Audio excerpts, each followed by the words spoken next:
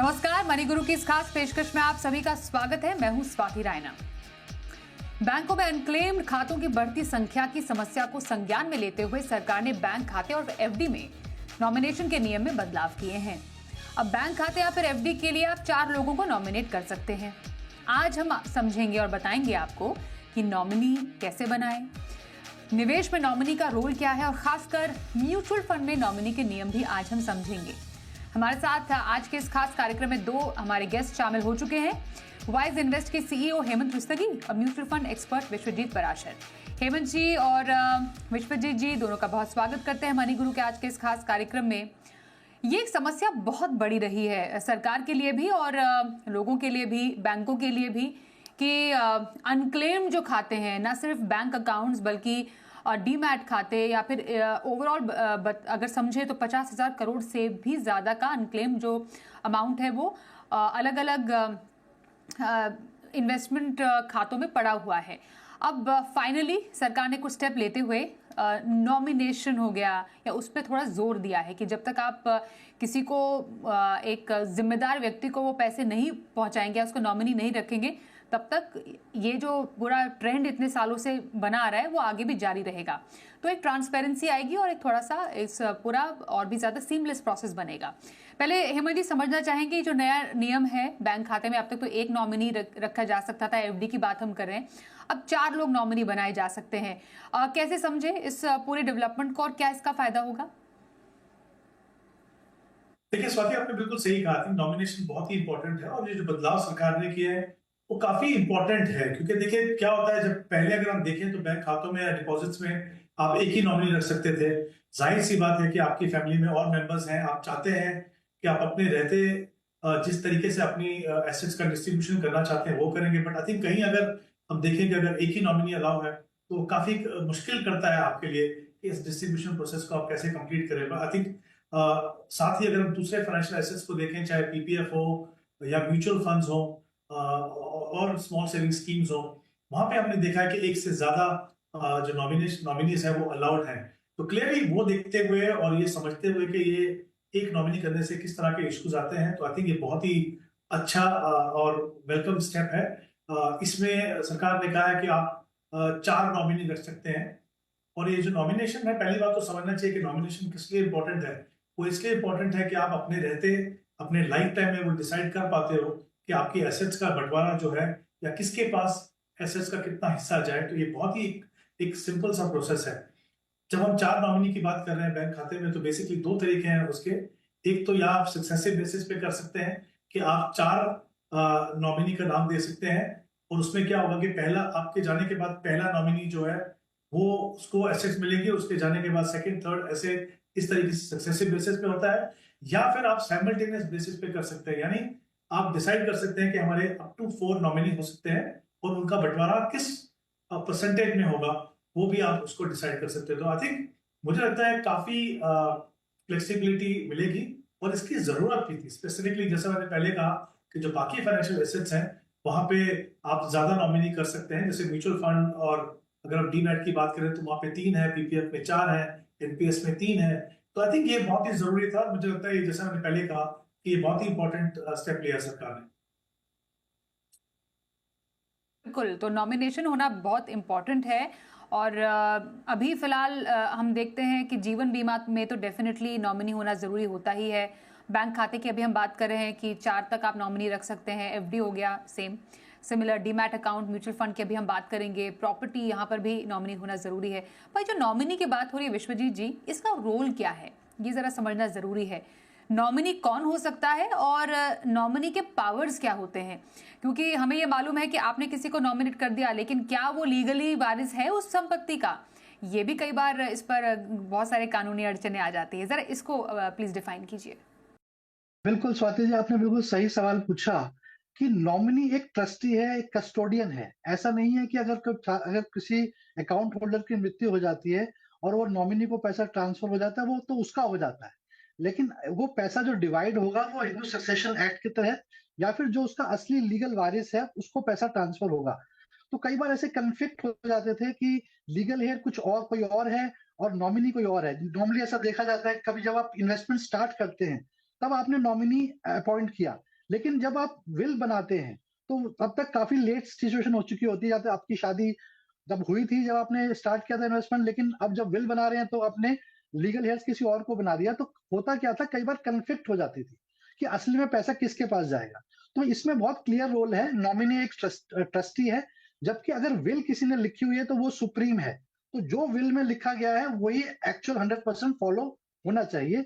But ऐसा situation देखा गया स्वाति जी, कि कोविड में कई बार जो ये नया एक्ट आया है, उसका ये लाभ मिलेगा कि कई बार एक-एक पर जो नॉमिनी है, उसकी भी मृत्यु हो गई, जो अकाउंट होल्डर है, उसकी भी हो गई। तो अब क्या हो? तो इसलिए ये 4 जो नॉमिनीज़ हैं, इसका बड़ा लाभ होगा, चाहे वो साइमल्टेनियस है या सक्सेशन है। तो अकॉर्डिंगली वो पैसा, अगर अकाउंट होल्डर चाहे, तो साइमल्टेनियसली उसको जिस तरीके से, जिस शेयर में डिवाइड करना चाहे, उसको डिवाइड कर सकता है। मान लीजिए 1 लाख रुपए है और वो 4 नॉमिनीज़ को 25-25 हज़ार देना चाहता है, तो वो भी कर सकता है। अगर वो सक्सेसिव वे में करता है, तो पहले पैसा उसकी धर्मपत्नी को मिले, फिर उसके बच्चों को मिले, तो ये भी एक तरीका फॉलो किया जा सकता है। तो ये बहुत फ्लेक्सिबिलिटी मिल जाती है कस्टमर को, कि जो उसका असल पैसा है, वो उसके मरने के बाद किस तरीके से उसके मर्जी के हिसाब से डिस्ट्रीब्यूट हो। तो ये सारा जो एक एक्ट है, उसी के बेसिस पे है। अब कौन ये हो सकता है? बेसिकली अगर आपका अकाउंट है, तो आप जिस मर्ज़ी को चाहे नॉमिनी बना सकते हैं, चाहे वो आपका मित्र है, चाहे वो आपके परिवार के लोग हैं, स्पाउस है, बच्चे हैं, आप किसी को भी अपना नॉमिनी अपॉइंट कर सकते हैं। ऐसे ही वो नॉमिनी जब है, जब आपके अकाउंट होल्डर की डेथ हो जाती है, तो वो उस पैसे को डिवाइड करने में मदद कर सकता है। सबसे बड़ा लाभ, कि अगर नॉमिनी आपने अपॉइंट नहीं किया, तो पैसा कहाँ जाएगा? तो जैसा आपने बोला कि वो अनक्लेम्ड में चला जाता है, 78,000 करोड़ रुपया पड़ा हुआ है, जो अनक्लेम्ड है। ऐसे बहुत सारी इंश्योरेंस कंपनियों में भी पैसा पड़ा हुआ है, क्योंकि जो अकाउंट होल्डर है, वो अपने परिवार को बताते ही नहीं है कई बार, कि उनका पैसा कहाँ-कहाँ पे निवेश हो रखा है, कौन से म्यूचुअल फंड्स में है। तो ये अनक्लेम्ड में चला जाता है। तो इस नॉमिनी से म्यूचुअल फंड में तो बहुत बड़ा बदलाव है, क्योंकि 86% जितने भी अकाउंट होल्डर हैं, उन्होंने अपना नॉमिनेशन अपॉइंट कर रखा है। एमफी ने बहुत अच्छी एक स्टार्ट करी थी, जिससे सभी एडवाइजर को बोल दिया गया था कि आपको अपने क्लाइंट्स का नॉमिनेशन फाइनल करना है, अदरवाइज वो अकाउंट फ्रीज हो जाएंगे। तो उसकी वजह से म्यूचुअल फंड्स में तो काफी क्लैरिटी है। बैंक में अब ये 4 नॉमिनीज की वजह से भी काफी क्लैरिटी आ जाएगी, और जो पैसा ट्रांसफर हो रहा है, वो बहुत स्मूथली हो जाएगा। अदरवाइज आपको कोर्ट में जाना पड़ेगा, डॉक्यूमेंट सबमिट करने पड़ेंगे, विल दिखानी पड़ेगी, तब जाके कहीं वो पैसा ट्रांसफर होता। तो ये बहुत स्मूथ हो जाएगा प्रोसेस, और जिसको आपने नॉमिनी बनाया है, वो इजीली उसको पैसा एक्सेस कर सकता है। बिल्कुल। और म्यूचुअल फंड की क्योंकि बात की विश्वजीत जी ने और हेमंत जी आपने भी कहा कि म्यूचुअल फंड में एक से ज़्यादा नॉमिनी हो सकते हैं। क्या तरीका है म्यूचुअल फंड में नॉमिनी रखने का? क्योंकि बीच में तो ये भी बता रहे थे कि आप ऑप्ट आउट फॉर्म भी भर सकते हैं। आपको नहीं नॉमिनी करना है, नॉमिनेशन करना है, तो आप ऑप्ट आउट डिक्लेरेशन फॉर्म भी भर दें। तो फिर ये भी था कि खाता भी फ्रीज हो जाएगा, लेकिन लगा कि सख्ती कुछ ज़्यादा हो जाएगी। लेकिन अभी नॉमिनेशन म्यूचुअल फंड में की जो प्रोसेस है, वो सही तरीके से क्या है? हाँ, देखिए स्वाति, ऐसा है कि अगर हम म्यूचुअल फंड की बात करें, तो वहां पे आप अप टू 3 नॉमिनीज आप रख सकते हैं। उसमें जैसे मैंने पहले भी कहा कि वो या तो सक्सेशन बेसिस पे हो, या तो फिर साइमल्टेनियस बेसिस पे हो, जहां पे आप डिसाइड कर सकते हैं कि कितनी परसेंटेज किस नॉमिनी के पास जाएगी। नॉमिनेशन करने का प्रोसेस बहुत ही सिंपल है। एक तो जब आप इन्वेस्टमेंट करते हैं, उस समय पे आप नॉमिनेशन कर सकते हैं, वो एक आपके फॉर्म का हिस्सा ही होता है। अगर आपने उस समय नहीं किया, या किया और आप उसको बदलाव करना चाहते हो, तो भी बहुत आसान है। आपको दूसरा एक नॉमिनेशन फॉर्म भर के सबमिट करना है। वो आप ऑनलाइन भी कर सकते हो, आप ऑफलाइन भी कर सकते हो। तो आई थिंक जहां तक नॉमिनेशन का सवाल है, म्यूचुअल फंड में करना बहुत ही आसान है। ये जो आपने दूसरे इशू की बात की, वो बहुत ही इंपॉर्टेंट है। देखिए, पहले क्या था, सेबी की ये सोच थी कि चाहे आप एज ए सिंगल होल्डर हो या आप ज्वाइंट होल्डर हो, सब केसेस में या तो आप नॉमिनी रखिए, या तो आप ऑप्ट आउट कीजिए, जिसमें कुछ बदलाव हुए बाद में। अभी के जो रूल्स हैं, उसके हिसाब से अगर आप एक ही सिंगल होल्डर है, तो या तो आपको ऑप्ट आउट करना होगा, आप कहेंगे कि मुझे नॉमिनेशन नहीं करना है, या फिर आपके लिए वो कंपलसरी है कि आपको किसी को नॉमिनेट करना है। ऑब्वियसली नॉमिनेशन करने के समय में कुछ चीजों का आपको ध्यान रखना है, कि वो कौन नॉमिनी हो, आपकी फैमिली में है, कौन है। कोशिश यही करनी चाहिए कि आपकी फैमिली में हो, जिससे कोई बाद में डिस्प्यूट ना हो। तो आई थिंक जैसा मैंने कहा कि बहुत आसान तरीका है नॉमिनी करने का, और माइनर को भी आप नॉमिनी कर सकते हैं जहां पे आपको गार्डियन की भी जरूरत हो। और जैसा मैंने पहले कहा कि आप इसको कभी भी चाहे उसको बदलाव कर सकते हो, और तो पूरा ओवरऑल प्रोसेस जो है वो बहुत ही इंपॉर्टेंट है और आई थिंक बहुत ही सिंपल भी है। तो ये इंपॉर्टेंट है किसी भी म्यूचुअल फंड निवेशक के लिए। इनफैक्ट मैं कहूंगा आपके पास जो भी फाइनेंशियल एसेट्स हो कि आप नॉमिनेशन डेफिनेटली करें, but I think mutual funds में नॉमिनेशन का जो प्रोसेस है वो बहुत ही सिंपल है। बिल्कुल, तो निवेश में नॉमिनेशन के नियम बहुत जरूरी भी है और उसके हमने बारीकियां समझी। कुछ दर्शकों से भी बात करते हैं। हमारे साथ इस वक्त फोन लाइन पर जिग्नेश जी हैं, उनसे जान लेते हैं उनका सवाल। नमस्कार सर, आपने सवाल हमें भेजा और हमने सोचा आपसे बात करें और जाने कि आपकी जो पोर्टफोलियो प्लानिंग है अब तक की कैसी है। थोड़ी सी और डिटेल्स देंगे, आपका टारगेट क्या है, किस लिए आप निवेश कर रहे हैं? हाँ मैम, गुड इवनिंग। मेरा एक्चुअली अभी 6 म्यूचुअल फंड में इन्वेस्टमेंट चालू है। सालाना में 16,000 रुपीज अभी दे रहा हूँ, ठीक है ना। और मेरा ऐसा है कि एवरी ईयर में 10% इंक्रीज करता हूँ। ओके, तो मेरा जो गोल है वो बेसिकली 15 साल में 2 CR का है, ठीक है। और मैं हर साल 10 से 20% उसमें इंक्रीज कर सकता हूँ। तो अभी मेरे पास जो स्कीम है उसमें HDFC mid cap open fund है जिसमें 4,000 है, कोटक फ्लेक्स है उसमें 3,000 है, SBI फोकस इक्विटी है उसमें 3,000 है, एक्सिस ब्लू चिप फंड है उसमें 2,000 है, और परीग फ्लेक्सी कैप में 3,000 है, और Nippon India small cap fund में 1,000 है। और मैं दूसरा क्या करता हूँ कि ये जो ETF है वो मंथली में ETF 4,000 रुपए के जैसे बैंक निफ्टी है और ये जनरल निफ्टी है उसके मैं लेता रहता हूँ। तो आइडियली मैं 20,000 रुपीज पर मंथ इन्वेस्ट करता हूँ। बहुत ही बढ़िया, प्लानिंग तो आपकी काफी अच्छी लग रही है। अब क्या 15 साल में 2 करोड़ आप कमा सकते हैं अपने मौजूदा निवेश से? हेमंत जी से समझते हैं सर, कैसे लग रहे हैं फंड्स? मिड कैप भी है, फ्लेक्सी डाल रखा है, फोकस फंड का एक्सपोजर भी है, ब्लू चिप, एक और फ्लेक्सी कैप है और small cap fund. Sir funds कैसे लग रहे हैं और क्या कुछ बदलाव करें? जिस वक्त शुरुआत करते हैं इनके टारगेट से। जैसे उन्होंने कहा 15 साल का समय है, इनका जो टारगेट है वो 2 करोड़ का कॉर्पस बनाने का है। इसमें 2 एस्पेक्ट्स हैं। एक तो जैसा उन्होंने कहा कि पिछले कुछ साल से इन्वेस्टमेंट कर रहे हैं, उसकी करंट वैल्यू कितनी है, क्योंकि वो भी आगे अगले 15 साल में ग्रो होगी। दूसरा, इन्होंने कहा कि SIP का अमाउंट बढ़ाते जा रहे हैं, और अभी भी इन्होंने कहा कि इनकी कोशिश यही रहेगी कि 10 से 20% का ये अपनी SIP को स्टेप अप करते रहेंगे, जो आई थिंक बहुत ही इंपॉर्टेंट प्रोसेस है।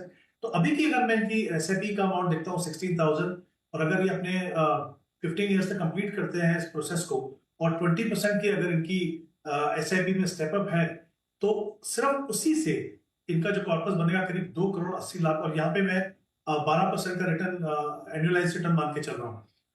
इन एडिशन टू दिस, इन्होंने जो अभी तक कॉर्पस बनाया है वो अगले 15 साल ग्रो करेगा। तो मुझे लगता नहीं पहली बात कि इनका जो टारगेट है उसको पूरा करने में कोई भी प्रॉब्लम होगी। सिर्फ एक ही चीज की जरूरत है कि इनका जो डिसिप्लिन है कि वो SIP को कंटिन्यू करते रहेंगे।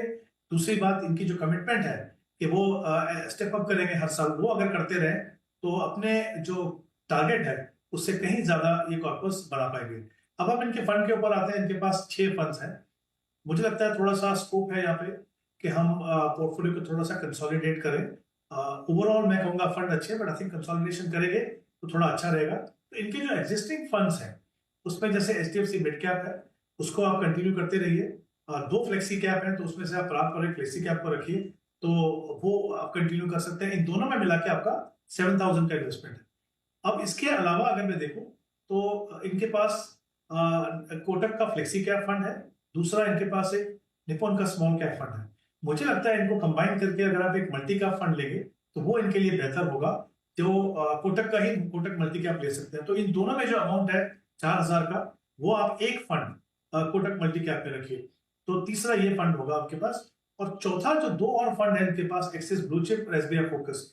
मुझे लगता है एक इंपॉर्टेंट कैटेगरी है लार्ज एंड मिड कैप, उसका एक बेहतरीन फंड अगर आप लें अपने पोर्टफोलियो में, तो मुझे लगता है कि जो आपको एक्सपोजर होना चाहिए डिफरेंट मार्केट सेगमेंट में वो मिलेगा। वो हो सकता है Motilal Oswal large and mid cap. तो ये 4 फंड रहेंगे आपके पास। ये आपको स्कोप भी दे रहा है कि आप आगे जाके अगर पैसा बढ़ाएं तो इन्हीं फंड में बढ़ा दीजिए। तो कुछ बदलाव कीजिए, पोर्टफोलियो को थोड़ा कंसोलिडेट कीजिए, और ये कमिटमेंट जो आपके कंटिन्यू करने की, अगर आप उसको करते हैं तो डेफिनेटली अपने टारगेट से कहीं ज्यादा कॉर्पस बना पाएंगे। बिल्कुल, तो ये कुछ बदलाव तो छोटे मोटे बदलाव आपके लिए दिए हैं हेमंत जी ने, उसको जरूर उस पर गौर कीजिए। और आपके निवेश की जर्नी के लिए बहुत बहुत शुभकामनाएं। एक ब्रेक का भी वक्त हो गया है, चर्चा को जारी रखेंगे, आगे भी बने रहिए हमारे साथ।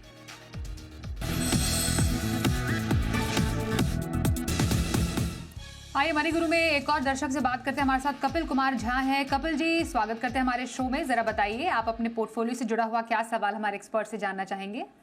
जी मैम, मैं ये पूछना चाह रहा हूँ, जैसे कि मेरा पोर्टफोलियो है उस पर एक बार रिव्यू करके बताइएगा, क्या इसमें कुछ चेंजिंग करने की जरूरत है या क्या है? और कुछ नया इन्वेस्ट भी है तो SIP करनी है तो किसमें करूँ?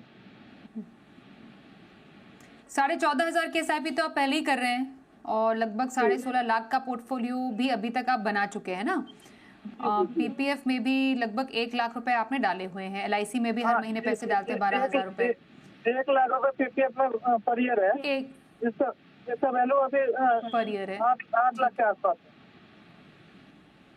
ठीक है, अब आप कह रहे हैं कि आपको 2 लाख रुपए लमसम पैसे कहीं पर डालने हैं, तो वहां पर आप स्ट्रैटेजी चाह रहे हैं हमारे एक्सपर्ट से। 20 साल में 3 करोड़ आपको चाहिए, लगभग कुछ रिटायरमेंट प्लानिंग चल रही है आपके माइंड में? जी जी जी कपिल जी, ओके, ठीक है। विश्वजीत जी, ओके विश्वजीत जी, इनके पास ब्लू चिप का फंड है, फ्लेक्सी भी है, फ्रैंकलिन इंडिया प्राइमा फंड है, एक और ब्लू चिप एक्सिस का, एक्सिस का ही इनके पास मिड कैप भी है। कैसा लग रहा है पोर्टफोलियो? 20 साल में 3 करोड़ अगर इन्हें कमाने हैं तो ऑलरेडी पोर्टफोलियो जो बना हुआ है, और अभी के निवेश से कितना पैसा बना सकते हैं, क्या करें? बिल्कुल स्वाति जी, देखिए अगर ये 14,500 के हजार की SIP कर रहे हैं, 14,500 की, तो 12% का CAGR भी हम लेके चलते हैं तो ये करीब करीब 1 करोड़ 44 लाख रुपए बन जाता है।